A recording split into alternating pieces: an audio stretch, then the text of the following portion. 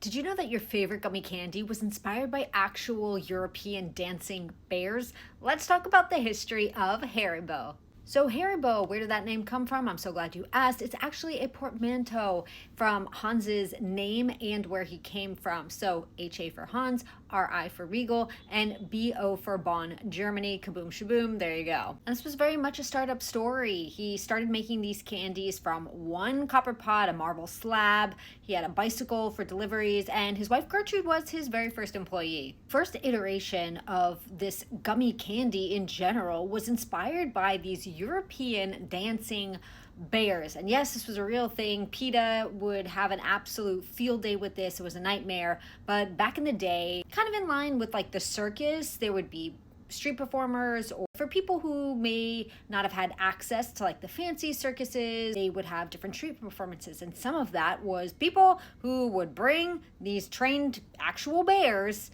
out, like with chains, and have them dance. Now, we weren't doing like TikTok dances, it wasn't that sophisticated. I'm sure you can make AI do that today.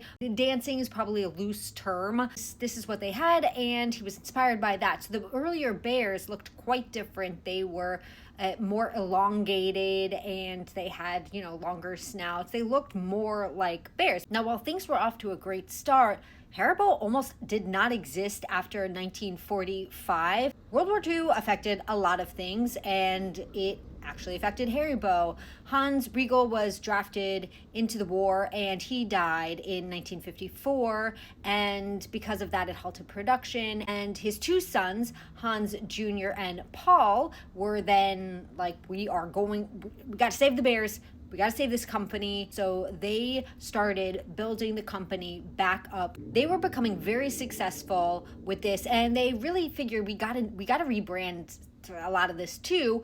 These bears, we all agree, right? Everybody in the room, like the dancing bears, is weird and wrong. We got to come up with something a little more commercial, a little more cutesy. So they came up with a squatter, more cartoon looking bear. By the 1950s and 60s, Haribo was Europe's favorite candy brand. Everybody was losing their minds over it, and they also created one of the most memorable commercials for food in history. And all these years later, Haribo still is a family-owned company. And if you want to learn more about the history of Haribo and the Gold Bears and some other gummy varieties, you can tune into the latest episode of Sprung on Food. You can watch the video on YouTube at the I Am Sprung channel, or you can listen as a podcast wherever you get your podcasts. Just search for Sprung on Food.